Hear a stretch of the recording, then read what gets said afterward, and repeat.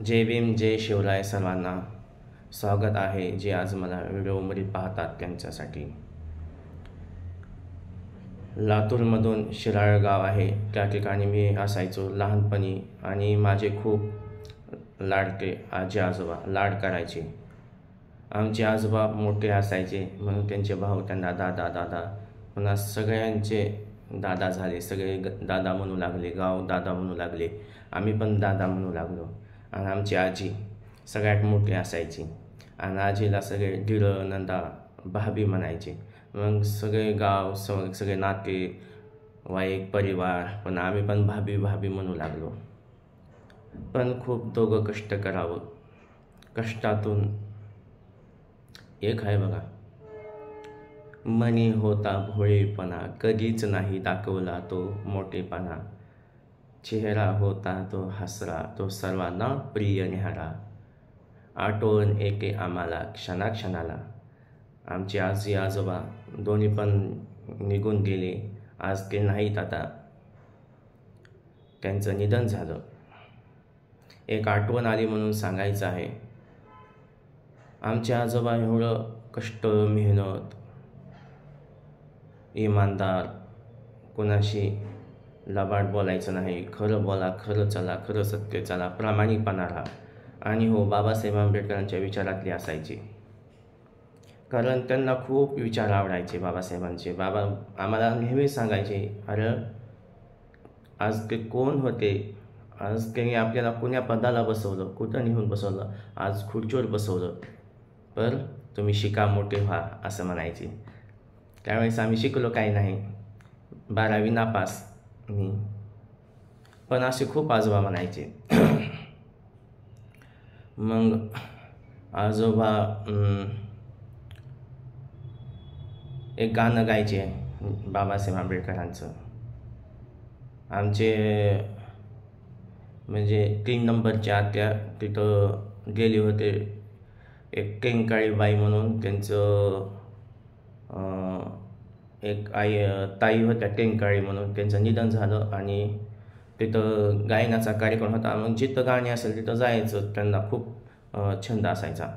मग तिथं गेले आणि मग तेव्हा मोबाईल नव्हते, काय नव्हते, मग ते फक्त वामन दादाकडनं काही गीत गायलेलं, तिथं गीत गायलं ते कोणतं, तुझीच कमाई आहे ग भीमाई, याच्यातच कसले कुणाचे काहीच नाही। पण हे आजोबा गीत गायचे, पण त्यांचं शब्दामध्ये थोडं खालीवरी झालं, म्हणजे चुकले होतं, पण ते गीत रोज गायचे झोपताना। मग म्हणायचे, बाळानो झोपलात का तुम्ही, गीत गाऊ का? मग म्हणायचं, म्हणा आम्ही गाणं। मग आम्ही म्हणायचं आजोबाला, म्हणा गाणं। मग काय म्हणायचे, ते तसं गाणं होतं तर तसं म्हणायचे, काय कसं गाणं म्हणायचे बघा, हे कष्ट कुणाचे सारेच माझ्या भीमाचे, याच्यात कसले कुणाचे काहीच नाही, असे गायचे। रोज 1-2 गीत गायचे, मग आम्ही झोपायचो। मग आपण आमचे आजोबा एवढं, आजी आजोबाचे आम्हाला संस्कार लागले। आमची आजी पण कष्ट करावं, मेहनत करावं, कोणाचा रुपया मागायचा नाही, आपण उपाशी राहा, जे काय असेल त्यात समाधान राहा, पण कोणाकडं असं हे, आणि कोणाचं काय उसनं घेतलं तर पटकन द्यायचं, असं आमच्या आजीचं असायचं। समोरच लोक बैठक, आजी आजोबाने असं जीवन काढलं, तर म्हणून आज मला त्यांचे संस्कार लागले। कारण बघा, गेल्याच्या नंतर आठवण, मी व्हिडिओमध्ये कथा आहे, कोणी बघू वा कोणी नाही बघू, पण कारण ज्यांनी आजी आजोबांनी आई वडिलांनी सांभाळलं, त्यांनी सुद्धा असं आठवण ठेवावी, असं व्हिडिओमध्ये टाकावं, त्याचे संस्कार घेता यावे म्हणून टाकायचं आहे। हां, आता राहिला मुद्दा काय, तर आमचे आजोबा असं शेतातून जर गेलं, जर कोणी काय असं शेतामध्ये कोणी काय शेंगा म्हणा, मकाचे कणस म्हणा, किंवा भुईमुगाच्या शेंगा म्हणा, एक तरी असं उपडून खायला, एक तरी कणीस आहे ते नेईल घरी, असं कधीच असं म्हणजे मुकाट्या चोरून घेत नसायचे. कोणी गेलं तर काही पण नको म्हणायचे. मग गेलं लय आग्रह केला तर मग एखादं कणीस, शेंगा किंवा एखादं आंबे राहायचे पहिलं, की आंब्याचे झाडं तिथलं एखादं कोणी काय गेलं तरच आणायचे घरी की खायला आम्हाला असं होतं. आणि आजीचं पण खूप तसंच होतं. मग असं करता करता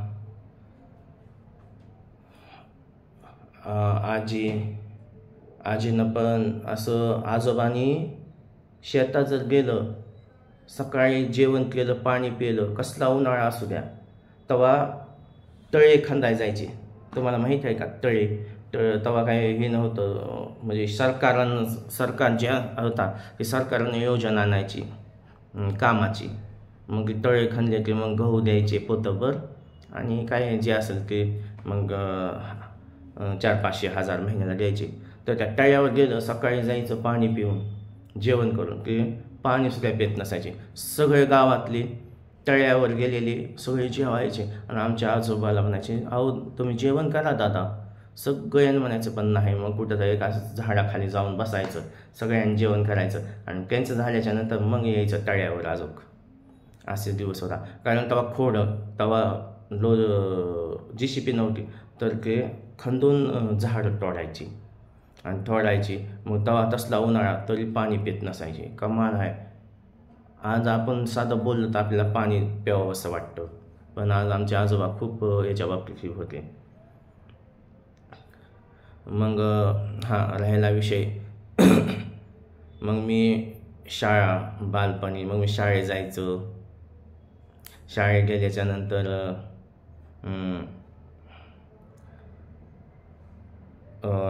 गेल्याच्या नंतर मग मी 8वी-9वी हा माझा प्रवास होता. कारण ज्यावेळेस लातूर या ठिकाणी येऊन मी 5वीला होतो, 6वीला आलो आणि 6वी, 7वी, 8वी हा असं 3 वर्ष किंवा मी आजी आजोबा असं राहायचो.